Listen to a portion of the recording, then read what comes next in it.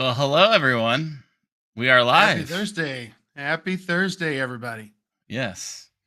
Happy Thursday, episode 41 or season 2, episode 2. I don't know how we're doing this, but yeah. You know what? That's something we'll put that in the community. How do people want to see these episodes?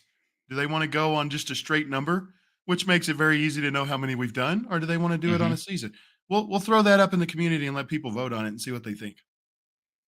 Yeah, that's a good idea. Very Yeah. good idea. We'll take care of that today. We'll get done with that today. How you doing, Nick? I'm doing good. Not too bad. Still, I mean it's getting a little warmer today. It's going to be like freeze 32, I think is the high Ooh, Fahrenheit. So, t-shirt getting weather. yeah, yeah, getting lots of better degrees than zero or negative has it been earlier this week. So yeah, I'm it cold, feels but like It feels like this is going to be a cold season for us. We have had hmm snow on the ground for probably 2 weeks now, and it doesn't seem like it's going away. And we're yeah. supposed to get more tonight, so I don't Oh know. I'm wow. I'm kind of happy. I love snow, man. We've been missing it here in our part of Colorado for a while. Yeah, I don't mind it either. It's just the extreme cold with like below negative, wind chills can be difficult sometimes. But the term snowpack has been in our forecast, or like things will, on top of snowpack, which is not Right? a typical thing in, my neck of the woods. So very interesting as things progressed here this winter. Yeah, yeah. Well, I know we've got so today we're going to be doing another Into the DMZ. So we've got David waiting in the background here. We're going to go ahead and bring him on. Let's just go ahead and DMZ. How you doing, buddy? David, can you hear us? I don't think he can hear us. I'm not hearing y'all. I'm gonna reconnect. No Sorry. worries. All right. Well, let's fill some time while hmm he reconnects. hmm So, for those, David is in the office today. DMZ is in the office. It looks like we were having a little bit of problems at when we were getting ready for the show. So hopefully that won't stay consistent for us, and we'll be able to get him on here and talk. He's got some good stuff to talk about on the security front. Yeah, and while we wait, I do have an announcement that we can make about Cloud Foundry Day North America 2025. Excellent. So let me bring up the website here. Cloud Foundry Day. But And it we've got DMZ back, so we're okay. nope. He took his headset off. Let's see. Can you hear us now, buddy? Oh, his mic is muted. Their mic is not connected. All right. We lost him again.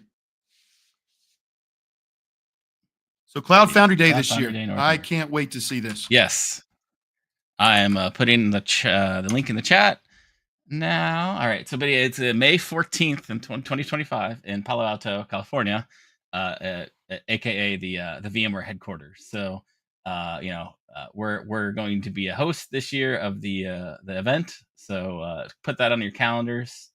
CFPs are open till I think February sometime. So check that out if you're interested in submitting a paper. If you'd like to join a talk, a kind of a we were able to get a session at each of the CF days last year where we had a Cloud Foundry user or customer on with us, and then we were to get like Amelia Downs from the Cloud Foundry contributor as well on a panel session. That those seem to work out pretty great. So if you're listening and you want to check this out, whether on YouTube or on the podcast, you could always message us via LinkedIn or Twitter or whatever if you want to try to get something lined up with us. We'd love to have you on the show with us. So just a heads up there. And I would say not only us. I mean, if anybody out there, if you're thinking about giving a talk, you want to give a talk, just do it. Reach out to us. Mhm. If you need some help, maybe formatting your talk, or you want some help, or maybe getting some ideas, reach out. Cloud Foundry Day is a great way to get introduced to a lot of people in the community. It's a great way to meet peers and get good ideas. Always enjoy the Cloud Foundry days, and it's always a good reminder that Cloud Foundry is still here, and people are still using it. It's still running production workloads. A lot of big companies out there still using Cloud Foundry. So, if you got anything, please reach out to me and Nick. We'd be happy to help if you're thinking about a talk. Um, would love to help you get one on there. I think we get to get more people talking about what they're doing with Cloud Foundry. Very much so. Yep. And I'm not real sure we're going to be able to get David today. DMZ keeps going in and out and in and out. So what else is new, Nick? So I have some filler, some content I could provide in the meantime if we wanted to. I do too. We'll let you go first. Yeah. Well, it's more of a kind of a deep dive topic. Do you have? We didn't talk about this before the show. Do you have any announcements, or are you not announcing? I am announcing. So as a lot of people know, I do work, or I did work for Broadcom. I am deciding to take a new opportunity. I'm going to work for a company called Coder. So this is a startup on the cloud developer environments, and going to be working with them. It's very exciting. Leaving Broadcom is bittersweet. A lot of good people, probably one of the best teams I've ever worked with in my life. So it's sad to be leaving the people, but on the flip side, starting a new adventure with a company that's got a lot of potential, and I can't wait to bring stuff onto that. And I guess the real question is am I leaving Cloud Foundry Weekly? As of right now, no. Cloud Foundry is still near and dear to my heart. It's still a product that I still think is one of the best developer platforms in the world. I plan on staying on this until Nick finds a better replacement, or tells me he doesn't want me on anymore. Well, we'll have it as long as you want to stay, Nikki. How about that? I love that. I think it's great. And this is something that me and you've been kind of talking about, Nick.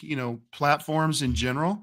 Cloud Foundry, still one of the best, but starting to bring on some new stuff and starting to talk about some new things that are out there. There's a big ecosystem out there. What are they? What can we do with integrations? What can we do with some of the contrast and compare with some of the new products coming out there? It's going to be interesting to see what this year brings us. Yeah, for sure. Right. So maybe we could try. Let me try. Yeah. Let me try adding him back in. Let's see if it works. Are see. You with us, DMZ? Yeah, I can. Oh wait, I got you both. All right. Seems to be working. Technology. Success. All right. Let's not touch anything, right? Yep. Man, them trees are looking a little bare behind you, DMZ. Where are you at today? I'm actually in the Charlotte office. So nice. I live in the Southeast, and this was the nearest office for me to start going back to. So I will be out of Charlotte more regularly, which actually for anyone who's listening or watching today or listening in the future, if you are in the Charlotte area and you want to get together, I am happy to either meet and talk modern apps and compliance and security, or we can just talk security or just cool beer, whatever y'all might want if you're in the area. Oh, that makes me want to go to Charlotte. All right. So we got to ask before we get into some of the deep dives, we get into the topics. How does it feel coming back to the office? Actually, y'all know me. I'm a personal person. I love meeting and talking to people. So for me, I like being around offices, and I've always been an on the road person. Every year I've always been traveling and doing things. So to be, I'm actually not moving my family. I'm actually coming to the office and getting an apartment and be in the area. So to me, it's like I'm traveling. I just have more comfort because my apartment will have everything I need. I don't have to travel with a suitcase, and makes it a little easier. But I love being around people. I love the energy. Now it's interesting because there's only right now 3 Tanzu people here. So it's there's not much going on that side, but I get a chance to really learn more about some of the cool things that Broadcom's doing. There's actually a clean room here in this building. They're actually making fiber optic lenses that go onto circuit boards. And it's really cool stuff, which nothing what we deal with every day, but I think it's really cool. So I asked if I can get a tour of the clean room and go do stuff. So I'm loving it. I love learning new stuff and meeting people. So to me, that's fun. I think the next Into the DMZ, you need to do it from the clean room. That would be absolutely. That would be awesome. Yeah, 100%. And I'll be honest with you, getting an apartment. I think there's a whole episode there. What does DMZ do as apartment? He's going to have this thing locked down like Fort Knox, cameras everywhere. I can't wait to see what kind of tech you put in your apartment and how much it drives your neighbors nuts. It's always subtle. You don't want to have it. Security has always been in the face of people. And the idea is to do it so it's transparent. You want to make sure we all have these, automatic door locks, and you have Ring cameras. And although I don't recommend using Ring because then they can subpoena that externally, get your own cameras at your own data stores. But the idea of having all these security tools, it should be seamless. You should be able to easily know, like, if I have a door open or close, I shouldn't have to worry about some other alarm system. I just use Home Assistant, little Raspberry Pi embedded boxes, and a lot of really interesting wireless stuff. That's awesome. There you go, folks. You learned it. You heard from DMZ yourself how to be secure, but make sure you don't get embroiled in any legal conflicts. That's awesome. or better yet, your spousal conflicts. Because I know my wife is not a technical person, and I know better than to make things. I used to have like 4 remote controls in the living room to turn on like the stereo, the sound bar, the TV, the cable. No more. Can't do that. Doesn't work. See, now you're taking me back. Do you remember like the old Logitech what was it? The One remotes? Mm-hmm. Those were the greatest things to happen to married couples in the history of marriage because of exactly that reason. Right? Which control? I use the remote. I can't turn anything on. Well, you didn't use the right remote. Well, now you've only got one. And it came with its own special things, but then it turned into the did you press the right button first to select the one you're controlling? They're like, well, I don't want to know what I'm controlling. I just want to turn it off. Right. Yeah. Next thing you know, you got a high heeled shoe through the TV, or you got a hammer through the TV because they couldn't figure out. I finally broke down last year and got one of those big TVs, so it's like 4K games at a 100-inch screen. Oh, that's so fun. You got a 100-inch TV? Oh, it's 98, but yeah, it's who's counting at that? Oh no, it's only 98. Goodness. Yeah, GCL had a great deal. It was only 2K. I mean, I've had computers that cost more than this TV was. Mm-hmm. Yeah. Yep, I'm with you. I just recently got an 83-inch, and I thought, man, I'm going crazy with an 83-inch, but here comes DMZ with his 98. Well, it's only 98. Yeah, not 100. Tisk. It's not. You're not in the triple-digit club on that, right? Well, I'm not either. I'm just shy of it, but that's next. Yeah. And just like that, we turned Cloud Foundry Weekly into TV Weekly. So all your stuff, technology, and how to avoid the legal department. So well, technology's in everything. As what was it we said before? Software runs the world. My TV is an Android TV, which means I can build apps for it and deploy it to my TV. How does it look like? Think about the back end. Netflix. They're big spring, and they've done a lot of things with what we talk about every once in a while. Mm-hmm. It's all the same stuff. It's just the interfaces we have access to. I 100% agree. I mean, we look at things as simple as you brought up Netflix. How many people have cut the cord? How many people have gotten away from cable TV because everything you want streaming now? Companies like Netflix are a huge part of that, and making content on demand. And it's a great time to be alive, to be honest with you. To not having to watch as many commercials. Now it seems like Hulu and some of those companies, hey, you buy our subscription, you don't have to watch commercials, and then you're in it for a year, and all of a sudden commercials start popping up. But still, way better than commercial TV. 100%. Oh yeah, although it does. The thing of Netflix, it does kind of feel like Squid Games, as rather trying to select which streaming service do you want to get and how many different ones you have. Yeah. So I think we can apply that as Squid Games. If you have not, I've not seen the second season yet, but my kids tell me it's definitely interesting. Well, and we'll. Oh, go ahead, Nick. I haven't seen either of them yet, so I'm behind. But I've seen like all the memes and all the content generated from it, but I haven't seen them yet. My favorite meme was Deadpool in there. Deadpool Squid Games, and he's like, you can't kill him. So. Well, and you bring up a good point. That's one of my irritations is, we cut the cord to try to save money, but then you end up having like 15 different streaming services, right? Which one you're going to use. And then you get into these things like Paramount. Okay, Paramount, if you're listening, fix your stuff, guys, because you got 3 different streaming channels and all your shows are on different ones. You got Paramount Plus, Paramount Network. And if you're one of those guys that loves, like Yellowstone, that's the only reason to buy Paramount Plus is because Yellowstone's on Paramount Plus, but everything else is on Paramount Network or it's on Peacock and that nature. So, I end up getting these streaming services that I keep for a season just because I want to watch one show. That's a little annoying.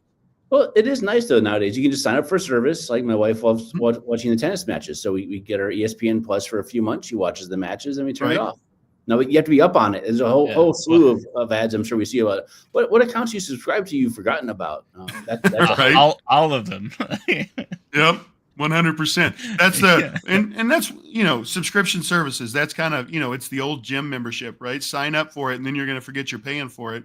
The next thing you know, you've went 3 years and you've never turned it on, but you paid for it for all that time. That's good timing. We're in the new year and everyone's signed up for the gym, right? We're all getting to be healthy this year. That's right. Yeah. Yep. Hey, I'm in shape. Round's a shape. Yeah. All right. So, we got off topic. So, what do you got for us? What is new? Let's go into the DMZ. What have you got new from security wise? What's happened since last time we talked? Oh gosh, I should have gone back and watched our last episode to see what I talked about, because it's so many things happen and change. Right. We had all the year-end review stuff, which I think we're going to do something like that out of our world. So in the the spring in Tanzu and the Cloud Foundry and the modern apps, we'll probably do like a year-end review story coming out in the next week or two, because it's worth summarizing the last year. But what's really new is you're starting to see, this is a year DORA, so last year DORA came out, but this year you're going to start seeing actual teeth put on, and the lawyers have been looking at it for a year, and the legislators are coming out with the updates to it. So I would expect to see DORA really starting to take off. And the big word in DORA is the third letter, resilience. What does it take to, I think I was talking to somebody earlier about this earlier today, is what does security have to do with resilience? And if you don't remember the original, back in the 70s, when people started really digging into these security technology things, it was the CIA triad. The confidentiality, integrity, and availability. So availability and resilience have always been part of a security story. In fact, PCI originally had, availability as one of its tenets, but then it dropped out because it was too many things trying to do too many things. But with that resilience, you're starting to see, like in the U.S. federal government, the continuous ATO, there's mandates coming around that.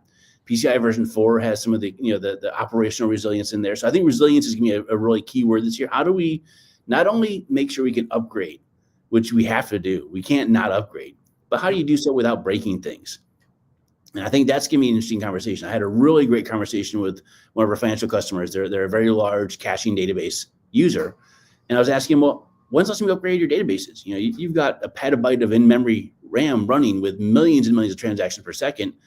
How do you cycle an app off of that? Y'all have done operations before. How do you turn off a database without having it cause problems, especially at that scale? And you have to turn database off to upgrade it. How does that work? And that's some of the things that I'm really excited about is how do we look at taking upgrades at every layer of the stack and make that happen better? We did it. Cloud Foundry has it really good, especially if you tie the services in Cloud Foundry and the way it binds and things together. But I think we can do a little bit better by layering, even Spring or the apps themselves, and having some mechanisms to allow the apps to have better visibility and failover, and not just like high-end resilience of a load balance on the front end, but the resilience of the back-end services it depends upon. So how does the app have better, canary and testing and its own responsiveness? We've talked about that for years, but how do we really do so to make sure that everyone can do the upgrades? That's kind of my initial beginning of this year, is really digging into those things. Yep. And I definitely want to get into that, but let's back up just a little bit. We say DORA, for everybody out there that's not aware of what the acronym means, right? This is the Digital Operation Resilience Act. So this is an EU regulation, and it actually goes into effect tomorrow. So being an EU regulation, how does that impact us, DMZ? Well, think of any one of, in our world of Tanzu, to our customers, but think of Cloud Foundry. Think of the people who use Cloud Foundry in its scope. Let's just think of a few banks. I was talking to a Canadian bank last week, but like any global bank, they have European divisions. Right. So they, as a bank, might be a U.S. bank, name any of the U.S. banks you know of. They've got branches and offices and business in Europe, which means that a big chunk of their environment will have to meet that regulation. And so it's like GDPR when those things came out. How do you support these global regulations? The United States doesn't have really anything like the privacy and the resiliency stuff that Europe is working on, but any global company has European work. They're going to have to meet DORA. And how do they do so? In fact, we do our own products. So if you think of the TNG products, there are products we have that, if you're running Cloud Foundry and you go down, you are no longer resilient, and that we as your vendor have to provide a mechanism to make sure they know how to handle that. So our data products, our Cloud Foundry products, even TKG, the Kubernetes side, those are all of our products we've had to certify and talk about and make sure we're ready to actually respond to the banking and financial customers of Europe when we as their vendor and partner have tools that they are dependent upon being resilient. So there's a relationship between the vendors and the products that we provide. Do you see this? Do you see DORA coming in on the U.S. side? When a big geographic region adopts something like this, it'll go out for a point in time, but you'll see other regions start adopting it. From a security standpoint, have you already heard, is there already some of that going on? Are we looking at something that this may come into the U.S.? It's gonna be piecemeal. Think of when GDPR happened. We end up having, California made their own privacy law, and Oregon made their privacy law, and Virginia made a privacy law, but we don't have a U.S. federal privacy law. Each state is doing it on their own, which makes it difficult for any company to handle it, because you should have a federal standard. DORA is gonna be similar. We're seeing in continuous ATO in the federal side things that tie into this resiliency of the federal requirements, because that's areas they can enforce it. But there is I'm not sure the politically correct term of saying it, a lack of desire within the legislators of the United States to address these difficult issues, because that would mean we'd have to provide regulations over tech companies. And I just don't see the political appetite in the upcoming Congress, especially with, for lack of a better word, capitulation that the tech companies are doing toward this incoming administration. I really don't see the chance of this happening, except for those bigger states. Like California will definitely have stuff coming out, because they're the fifth largest economy in the world. They're gonna want to drive as much as they can. So I expect we'll see things coming out of the financial sectors. So you might see some, maybe SEC stuff coming out for publicly traded companies, financial like FFIC or OCC, but I don't see a nationwide thing coming. It might be by industry, by the regulatory agencies. I think we're gonna have to wait and see how it actually impacts Europe, because it came out last year and it's going into effect, as you said, tomorrow. But no one's really, there's not been any audits, there's not been any fees, there's not been any fines, there's not been any findings. So no one really knows what kind of teeth it has or how it's going to act. So I think we're at least a year away from the United States having any thoughts, or let alone other markets. You'll start seeing other countries. The Asia Pacific area is very good on regulation. So I expect, Singapore and Australia and those areas to really start building stuff up. But I don't think it's going to happen anytime quickly. Well, I mean, if we kind of break this down, I would guess, for it to come to the U.S., it's going to kind of come by osmosis, right? So we've got tech companies out there. A lot of tech companies are dealing worldwide by the simple fact that they have to support this regulation. They're not going to do different things for, the U.S. side when they're having to do something to support the European side. So they're going to kind of, and I use that loosely, but they're going to kind of adopt this throughout their portfolio. Where U.S. regulation might really come into effect would be only those companies that are only operating within the U.S. They're not global. But, again, going back, like you said, we'll see some of the states start to adopt this. And I guess, that's kind of the premise. Let the states kind of figure out what's best, kind of do this through testing. And then maybe we'll see a federal regulation come through. Maybe we won't. I don't know. Well, maybe we'll inspire some people to run for office in the next 2 to 4 years, and we can actually get some real things to be solved. So I'm optimistic. Like, as I'm the weirdly cynical, optimistic security person.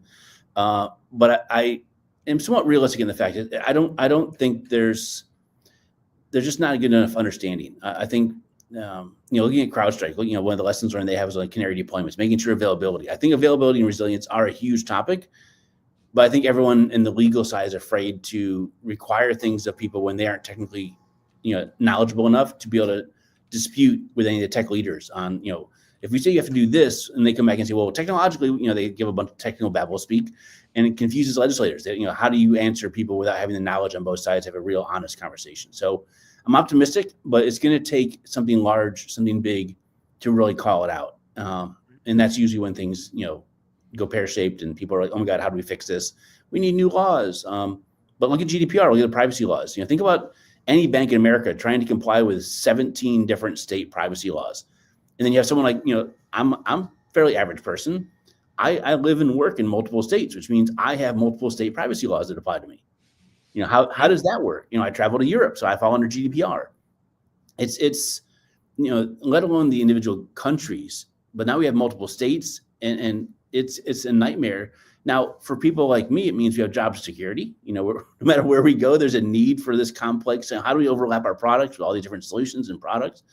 But it could be done easier. And I'm hopeful things like, we'll get into that probably next time I join you all, is talking about where we're going with some of these things and the whole stack point of view. How do we actually look at DORA or NIST or the federal stuff, or maybe an OCC for banking stuff? And how do we look at that full stack? How do we look at everything from the code, be it Spring or whatever, all the way up to the runtime of the application, using either a TNG platform or Cloud Foundry or even Google Cloud Run? How do you look at that full stack and address the security? And one of the things we're doing is internally, we've broken down things. We're not approaching individual compliance anymore. We've kind of taken those common, most compliance is based on same controls. You think about NIST or PCI or HIPAA, they're all similar. You must have passwords. You must authenticate, have authentication. You must change and rotate your passwords. You must have strong passwords. You must log to a central source. And all those things are the same. And we've narrowed it down to around 50 basic controls that go into most products. And we're making sure all of our products, from data to Spring to Cloud Foundry and Kubernetes, all the products, we're doing audits against all of those controls so that we can say, oh, you have the new regulation coming. Let's map the new reg to our common controls, and I can answer your questions right away. I don't have to re-audit my devices or products or anything. We're doing a common set of controls across all the standards, and that way we're doing a compliance based upon controls, and either controls we have or controls our customers would put in the environment. But in this, where we had the default secure and secure by default, we're going to have those controls that we have default secure shipped. Like we've hardened the stem cells, we've hardened the images, we've hardened those sort of things. Then there's the secure by default, which customers can then tune their login banner, which is a federal requirement inside NIST. You can put your logs going to a SIM, so you can, all those configurations are what the customers can do. And how do we help them get that hero dashboard? How do they actually say, well, get my entire stack. How do I meet compliance requirements? Oh, I've got 800 business applications, and 3 of them are US OCC, FDIC, federal, US banking. But these other 3 are SEC because they're brokerage, and these 20 over here are European banking stuff. How do I, as a business app, look at that full stack and make sure that those compliance regimes apply to them? So we're trying to figure out, how do we make that easier, make it less burdensome, and really take this mapping of controls and make it easier to just apply to any control. It doesn't matter which one it might be. And that's you're giving us so much stuff to, so many things that I want to break down into this. First and foremost, you mentioned them a couple of times. I do want to call out, hey, CrowdStrike, they just released a tile, right? They just released their Falcon service to us. That is a tile. So the partner system within Cloud Foundry is still going strong. Mm-hmm. People are still making products. So that's a big thing. One of the things that you talked about was the secure by default. This is something that we've always talked about with Cloud Foundry as a whole. It is secure by default. We do provide, hardened stem cells. Are there going to be any changes related to DORA and what we're doing with Cloud Foundry, and what kind of impact can operators see that DORA might bring on them? What kind of changes might we be bringing as part of Cloud Foundry? So remember, DORA is really focused on that resilience. How can we help make sure resilience? And you mentioned CrowdStrike, so I do want to say I'm gonna have to drop off here in a little bit because I'm actually meeting with them. I meet with them regularly, and we're doing some really cool stuff of our remediation stories of, like, say, CrowdStrike or any of our other partners. We have Qualys and Aqua and Palo Alto, and we have a whole bunch of partners in the security ecosystem. Our customers use these tools. They pay millions of dollars for these tools to help find vulnerabilities. One of the biggest problems they have is how do they remediate that, which we are the vendor. If you got a bunch of vulnerabilities, we have patches that patch those. So how do we get our remediation story in front of these people? So I'm meeting with CrowdStrike to talk about that some. How do we get actually to the metadata of the applications, make it really useful to our customers? But we're totally leaning in and working with a lot of the partners on that side. But when CrowdStrike had their incident, last year, where they had their agent that had that bug in it, it got shipped out, and all of a sudden millions of blue screen to death all across the world.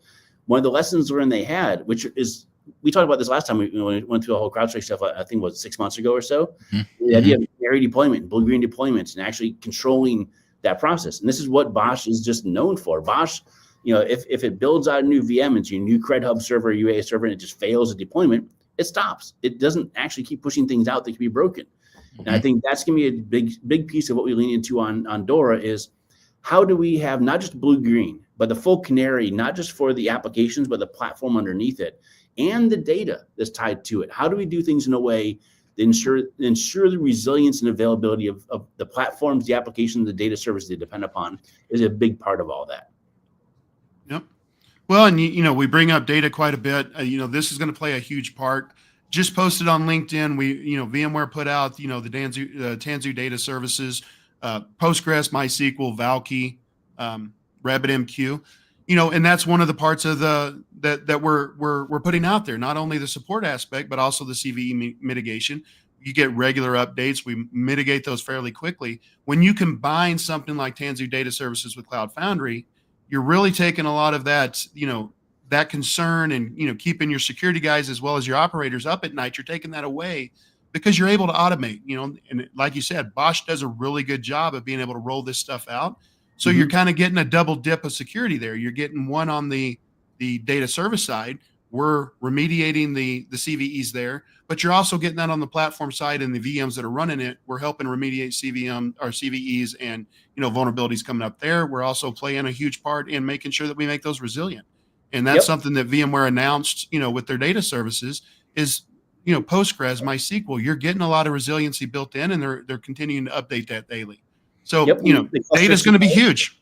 Oh yeah, cluster support, wide scale cluster management, the ability to actually bring on availability of hot or hot warm. All those are things that have been and are continuing to be added to the data services. And I'm super excited because that's, nothing like, having a conversation where like, oh my God, we have all these vulnerabilities to fix and you can't migrate services, you can't fail over. So this is super helpful for everything I'm dealing with in my world. Yeah. And it's ongoing. 100%. We bring up CrowdStrike. They kind of took a lot of gruff over what happened with them, but that was a learning opportunity, not just for CrowdStrike, but for the whole industry of, there's things out there that we maybe weren't thinking about, things that we need to pay more attention to. I see what happened with CrowdStrike as a learning opportunity. You've got to you don't know what's broken until it breaks sometimes. And, the answer to that is how do you respond to it? What changes do you make to make sure that doesn't happen again? Any thoughts on that, DMZ, before we have to lose you? Well, actually, I'm just seeing. Let's keep talking for a minute. I just asked if I could continue on. CrowdStrike, we meet weekly, so if I miss one, it's not the end of the world. In fact, I was going to ask them today, which I'll ask them separately. Is we need to get them onto the podcast here. We need to actually have because for sure. There's some. Let's talk about Falcon. Let's talk about what they did. Right. Well, maybe even get a demo. Let's talk about what it does in the platform. How do you actually look at the stories and the solutions it provides the environment, and what can actually help that security is wide reaching, and we don't always deal with security teams. I might, but on average, when y'all are dealing with customers, y'all aren't really, you might deal with security team with questions here and there, but you're dealing with the platform teams, and if you're lucky, the application teams, and they all know security is there. But there's a whole bunch of stuff we can provide that I think. We don't get an opportunity too much because we don't directly deal with and sell to security teams, which it's all right. We just need to make sure that, the various teams we do deal with know how to pull the data out of the system and get it to those teams. Well, and what do you do with it? I think that's one of the biggest questions. There's a lot of products out there that, yes, we have security, right? We can say that, but what do we do with the information that it provides us? What do we do when we see, something start flagging? And I don't know. I would like both your and Nick's opinions on this. I think that's one thing that's lacking is, hey, we have security, but a lot of people don't really know what to do with the security that they have or how to deal with it. And, something that would make that a little bit easier, or, again, having CrowdStrike saying, hey, this is what the information that we're providing you. This is our expectation of what you would do with that information to make yourself more secure. That would be a very interesting topic, I think, for a lot of people. I would love to have one day get some comments from some of the listeners here about the problems and challenges they have. Because I know I get very skewed because I deal with this every day, and I don't know the challenges because to me, it's just the course of doing business. I don't see audits or questions around governance. It's just what you have to do. And I know there's been a lot of work. And when we work in, say the Air Force, other folks who are in the federal space, there's a lot of work to try to automate the government, so automate like the policies and procedures, and that's hard. There's no easy way to do that. And maybe we can invite the PMs who are helping work on the compliance and security VN team to come chat with us here also one day.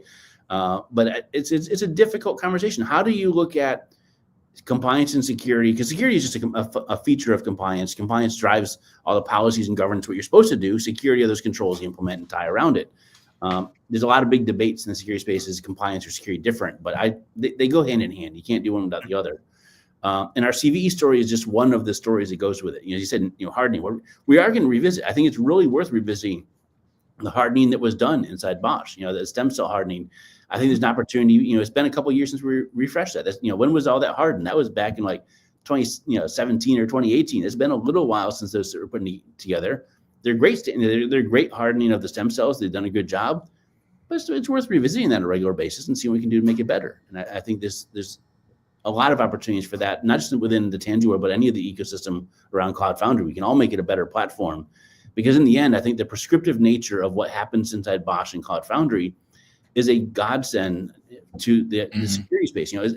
When I was, working regular security in banks and other places in the past, you always wanted to say, here's my guardrails, here's my intended state I want to run.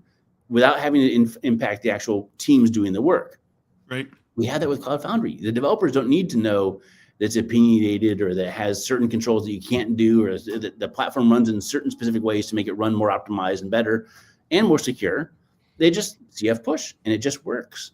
I think there's a lot to be said for, the prescriptive nature about that and how that enables faster security solutions. It allows you to quickly and easily dive into, we can just make it work. We don't have to go and get revalued. In fact, we use that with a lot of the federal conversations. You have in this continuous ATO, this layering of approaching things like, we've gotten the base OS approved. We got the way of running a platform approved on top of it. You just layer applications on top of it and you inherit. It's an inheritance model of security.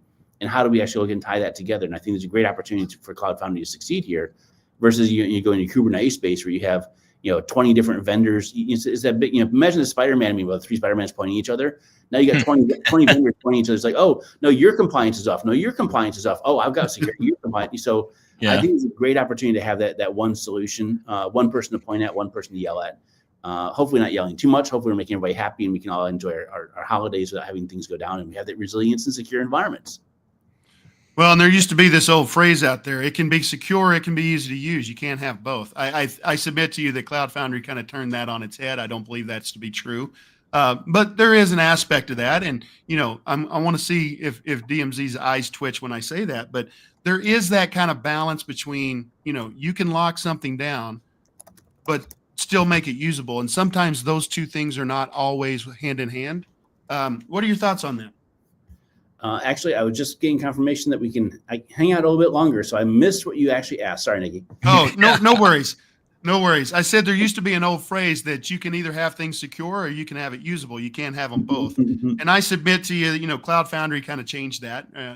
We did prove that things can be secure and they can be easy.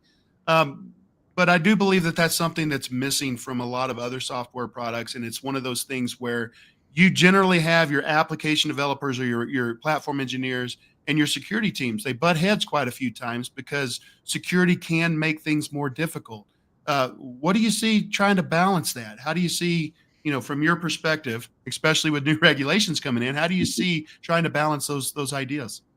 Well, as you kind of alluded to, the only secure system is a disconnected system. Yep. But it's hard to type on something without a keyboard. It's hard to actually work on something that has no network connection.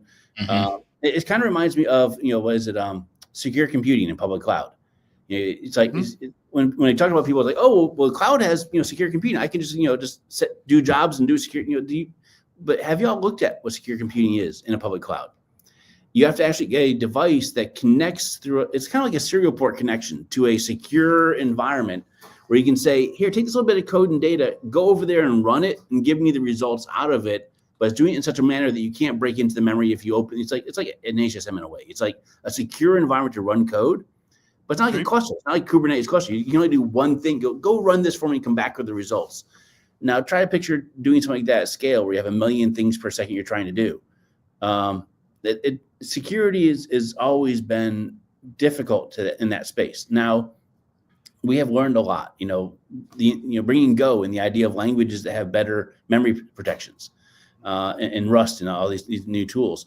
I think that there's still are security issues. Cloud Foundry is incredibly secure. It's hardened. We've done a lot of validations. I would love to invite a couple of customers I know have done some really cool tests on the platform and actually validated the controls on the application, the containers, all the secrets and those pieces around it. But let's not forget that there is a chance to break things because people are installing apps in there and they're bringing dependencies that we don't control into the environment.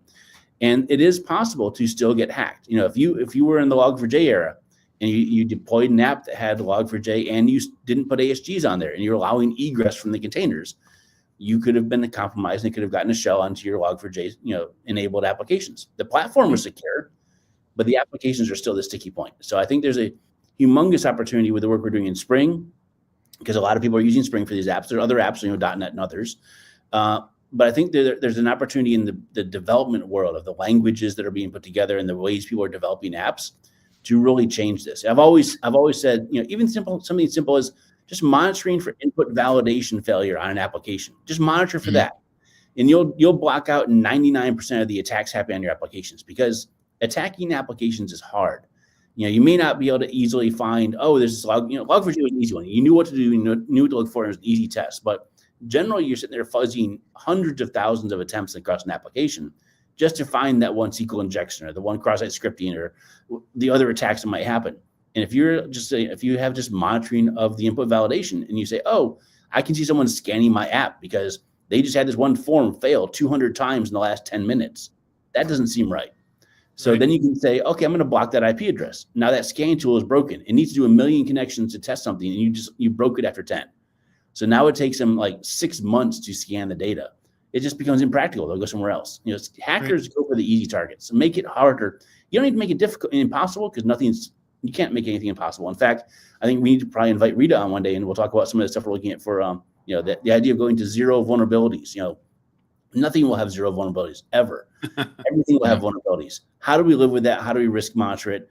I love the idea of what Wiz does for that point of view. I think there's opportunities to learn and make this a better ecosystem to be ready to respond to security issues. How do we actually engineer both the applications and the platforms and the security tools to all interact together? And there's a huge opportunity for automating all of that. I think AI will be an interesting story on there. Although I'd be really, there's always a nervous side of having automated blocking. There was always one, do we put an application firewall in the middle and have it automatically block stuff? Now imagine you have an AI that starts hallucinating in the middle of it. And next thing you know, you're blocking all of Europe or something. It's like, I'm a bit apprehensive, but I think we'll get there. If anyone knows me, my favorite book is The Long Run by Daniel Keys Moran. If you Google it, it's actually available. He made the PDF available. I think we're going to get to the point of having intelligent images that we can keep on our phones that actually do our own local AI and does our news and other consumptions. I think we're getting to a point where AI is getting useful, but it still hallucinates way too much for me to trust automatically blocking a global app. Yeah, and I agree with you. I think, zero vulnerabilities is one of those things that that needs to be marketed a little bit better. There's no such thing. If there's anything out there, somebody will find a way to break it and find a way to take advantage of it. But you've got companies out there like ChainGuard and others that are looking to try to, it's a lofty goal. It's something that they're aspiring to. And I think what we're finding out of that is, there will always be vulnerabilities, but as we learn more, as we get better, we're going to be able to identify those things that we didn't know simply on behavior and say, okay, we just found something new. So lofty goal, but we'll never be realistic. But that doesn't mean we shouldn't keep, stop working towards that goal. Yeah, I think you mentioned ChainGuard. I don't want to dig too much into it, but if anyone has questions, there's some interesting research done on some of the ways they're doing things. I don't want to publicize it here or anything, but I think their approach is interesting, like you said. But I think there's more interesting ideas. Think about how you build applications today. We look at things from a build service and build package stack and that sort of thing. But ChainGuard and others, they're looking at the Docker-based build and multi-stage builds, and the problem comes on applications of, say you're doing a Ruby app and you have to compile a bunch of gems to actually get your application deployed. Well, that means I'm going to build a container that has compiling tools in the container. Do I need those compiling tools? So realistically, does a build service use those tools to build it? And do we have the ability for multi-stage builds? Actually, when you built the environment, you can now run it on a smaller container for the runtime, which just needs the library access, but not the full building tools environment. So I think there's definitely opportunities to make this better. And I'm optimistic that we'll start seeing some of those things in some of where build packs are going, where the images are going. And hopefully we can make that a little bit easier and less burdensome both on developers and security teams who are monitoring it. Yep, 100% agree. Yeah. Right now, we mentioned something a while ago about the business app concept, right? Mm-hmm. And I guess coming from the practical sense of when I was in the customer side working with compliance audits and things, it was always this I think if we get to a point where you could have this view or we could help customers collect as much information as possible, because you always have this, even as the platform team, you have your domain, but then it's all these different layers below and above you of different teams kind of all collectively trying to participate in said audit, right? So obviously if you can get all that mapping from the dev, the app side down to the platform, down to the infrastructure, I think that'd be a pretty useful concept, I would think, at least. I think so too. And that's one thing we're pushing. That's a 2025 goal for us, is to make that compliance story much easier across the entire stack. Mm-hmm. I had an interesting start of a thread today with the VCF team. How do we actually, if that layer we're building on top of is vSphere, they have a great set of compliance and security roadmaps and tools and documentation. How do whatever we build in Tanzu, how does that overlay on top of that? And then similarly, we'll have to do similar things on public cloud for those parts that are on top of that. But I think there's a great opportunity to figure out how do these layers work, especially across multi-vendors. Now that we're part of Broadcom, we have a good view of not just the VMware, but other sides of the world, the Arcots, the Symantec, how are they using these tools? How can we actually make the way that they consume it easier for them and us, and hopefully other customers will benefit from it? Well, not only consume, but again, know what it means. So this goes back to something we've talked about before, secure bill of materials, the SBOMs. Everybody wants SBOMs. It's got secure right in the name, so it must be good. Yeah. But what are you doing with that data? And that's, we've got a lot of products out there that help find, report, and show this information. I believe unless you're a DMZ or you're somebody that's in this every day, it's very difficult for users to know what to do with that data. And that feels like a missing, a gap to me. There's, I think, a humongous opportunity there. And I think it even gets more complex because when someone looks at an SBOM, and now there's SPDX, which gets you this the inventory, then there's Cyclone DX, which you can actually get some analysis and triage data. Like, is this vulnerability practically, is it actually implemented in the environment? Is it actually use a certain environment variable, like it has to be on a Windows or Linux? There's a lot of interesting things you can bring with Cyclone DX. And our internal scanning, we are doing the triage when we have the data that's coming available to our teams as well as to our customers. But it gets really interesting when you start thinking about, like, Cloud Foundry itself is 80 or 90 different services in the back end. And there's an SBOM that could be a whole product, or even think of a customer. If you have a large banking app, I know we've shown the demos of the various spring demos we've done of the different things that have like shopping carts and different pieces, but a really custom app. You look at your Netflix, you look at your banking apps. They're going to have 50, 60, 80, 100 microservices that make them work.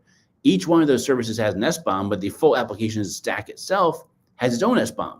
How do you represent that? And I think that one thing I'm running into, and I'm definitely going to be digging, and if anyone's listening here that has thoughts on this, I would really want to get into how do we talk about SBOMs and the bill of materials that come with applications at a business app point of view that might be made by multiple apps, because there also is a dependency. If you have, say, an agent you're installing onto your workstation and you have an SBOM for that, well, you can easily generate here's the listing of all the libraries and all the dependencies and the mapping of what uses what and where and how it's dependent. But that's just one service. If you have 100 of those and they're all interrelated, that interrelation isn't necessarily part of the SBOM build, because it's really meant to look at libraries and dependencies and the building materials, not the construction of those compiled like UAA and Cred Hub and the Cloud Controller. Those are all individual services, but the SBOM for Cloud Foundry has all those. But how do you show that relation? Because I've gotten vulnerability reports from customers like, oh, I scanned my foundation with this 200 VMs. Here's my 10,000 line CVE file broken down by VM. And my first question is, well, what's your Bosch instances? What are these instances? Because based on the instance, it's going to have different services on them, and that's going to depend upon the answer. So in the vulnerability approach we're doing inside Tanzu, we actually have like a high level the Cloud Foundry, but then each of those components, the UAA, the Cred Hub, the stem cells, the build packs, all of those have their own separate SBOM. So each component team builds their own SBOM, and we have a higher level view of that. And hopefully we can start digging into how does the relationship work between those pieces, and it will eventually resemble like a logical architecture diagram that comes together. And here's the overlay of the security on top of it based upon the inventory that goes with it. So SBOMs are easy in the low level, but what happens when you get to that bigger level and you have a very complex application? Even Tanzu platform, it's so complex. There's 100 parts to it. Cloud Health has hundreds of parts to it. Most modern applications, picture Netflix. How many microservices do you think Netflix has? Well, not even. Definitely at the microservice level, because it's a huge spider web. Well, yeah. It's the Death Star, right? Like you went from spider web to Death Star to multiple Death Stars, all. And the thing about security teams, though, you might have an individual component team that they know their SBOM, they know the inventory, they're tracking the vulnerabilities. But then you have a security team that says, okay, I want the Netflix SBOM. But realistically, if I look at the vulnerability of one piece, like we had this conversation on a cloud service one time, like there's vulnerabilities in everything. Everything has vulnerabilities. But how do you weigh the risk of that? How do you tie it together? And say you've got, 100 different microservices, some of which only sit in the back end and process things off a message queue. So what's the risk? Well, the risk is there data injected into the message queue? How are you getting data in the queue? How are you getting out of the queue? Are you doing input validation, output validation? Again, I mentioned that earlier in our conversation. Those are the baseline building blocks you should do. But does that mean that if you have a container built that has curl on it on that back end queue processing job, and that curl is old, it hasn't been updated, and I built a new container in a year, and that curl is vulnerable. It's got a Sev9 vulnerability. Well, cool, but we don't use it. Versus a service that's running on the web front end that actually has something that could be a vulnerability. So how do we, not all vulnerable, well, first, everything has vulnerabilities. Second, not all vulnerabilities are the same, even of the same vulnerability. A curl vulnerability on a back-end queue that doesn't run curl, we need to address the fact that you're installing curl to begin with. That's going back to the minimal images. Is different from a curl vulnerability that allows a customer to, or anyone on the internet, to upload a command to run on that curl from a web interface. You know, the risk is the same because the vulnerability is there, but the reality is that backend service is not as much a high priority. So how do we help drive the prioritization and drive understanding the scope of that? And that's going to be really interesting as we tie together both the bill of materials, the SBOM, the architectures, and the intended state that both we and our customers want to have with those systems. Yep. And when you start looking at this at like the nano level, because you've got the microservice. Well, that microservice may be used in Spring. Well, each library in Spring has its vulnerabilities that you got to look at. It may be connecting to RabbitMQ. You know, you got to look at the vulnerabilities there. What type of OSS and other products are inside of RabbitMQ, which makes up the RabbitMQ bomb. I mean, it really does spider web fairly quickly. And, you know, this was announced, you know, from a Kubernetes side. You've got Guac that's coming out to kind of help provide that. You've got tools that are starting to come out.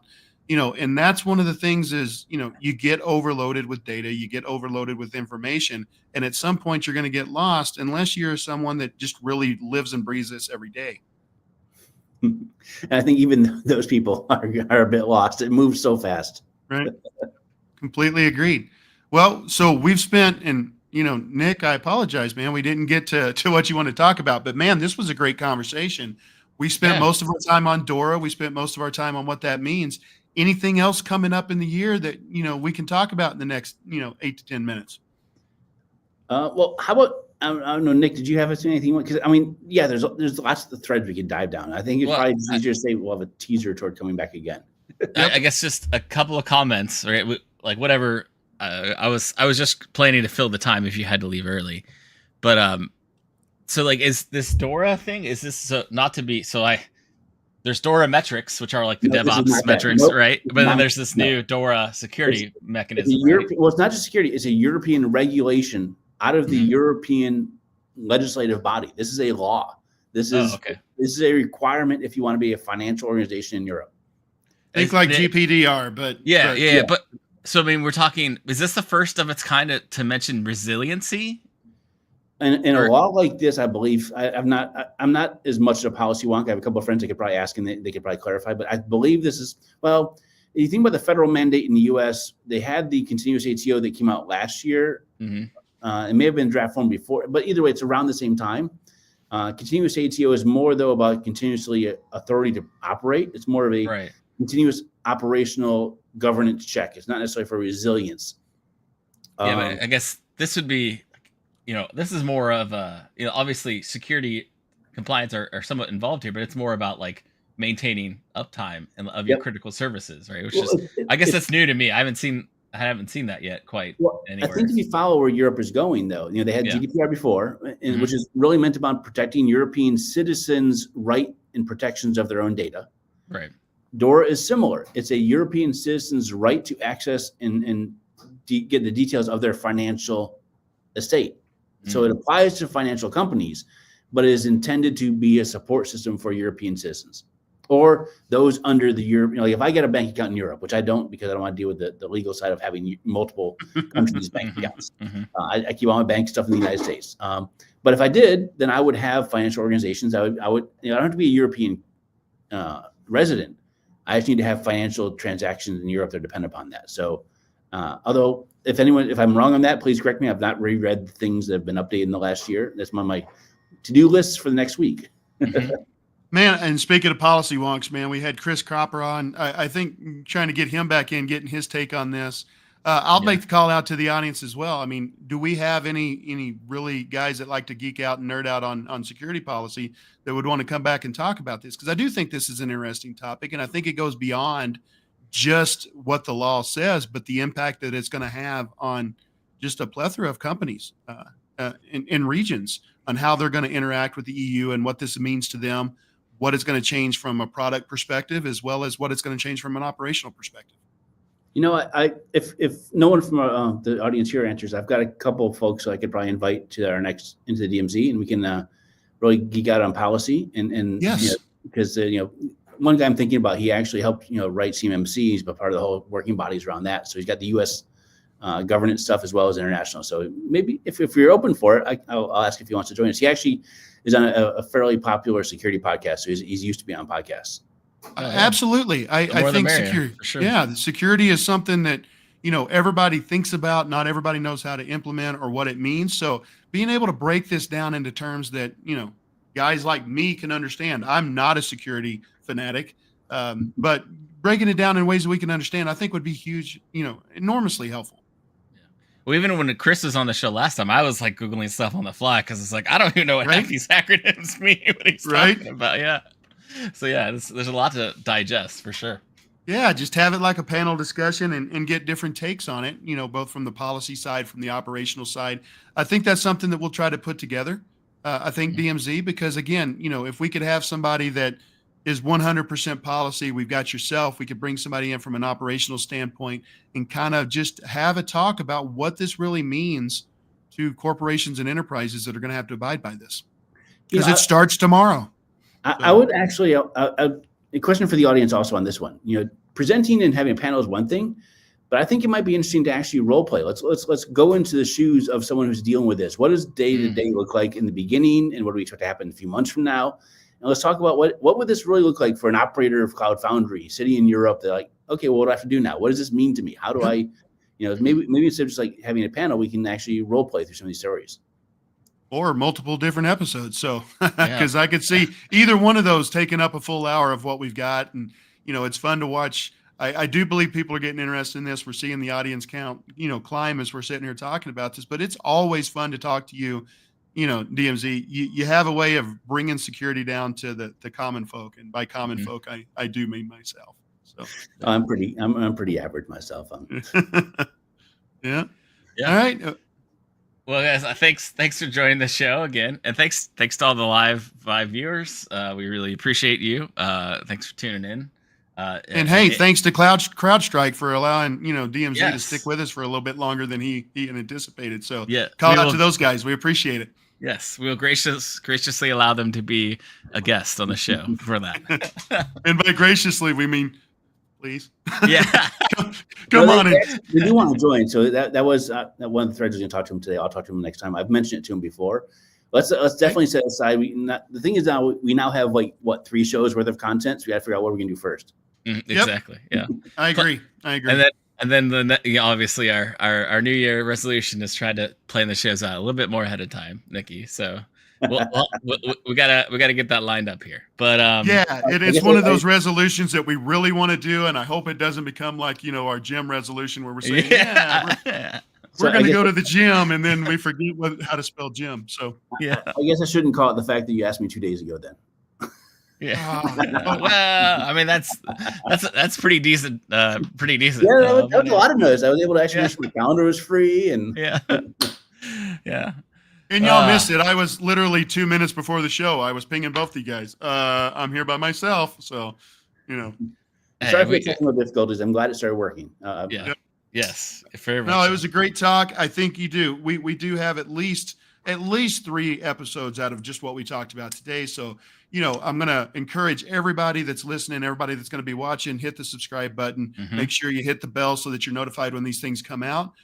We are going to try to get a little bit more organized on what we do with this show, get things out a little bit ahead of time so people know what we're going to be talking about. We can start, you're not coming in and being surprised when we start talking about a new episode just based off the title. So a lot of things that we're planning on doing throughout the year. So stay tuned and make sure you hit the like and subscribe so you know when they happen. Yeah. And you can always check us out on our LinkedIn or Twitter channel or X, whatever. And we do post this as in podcast format at cloudfoundryweekly.com. And, you can catch that in pretty much any podcast player of your choice as well. So, without further ado, we'll close with a CF bye, and then we'll see you next week. All right. 3, 2, 1. CF bye.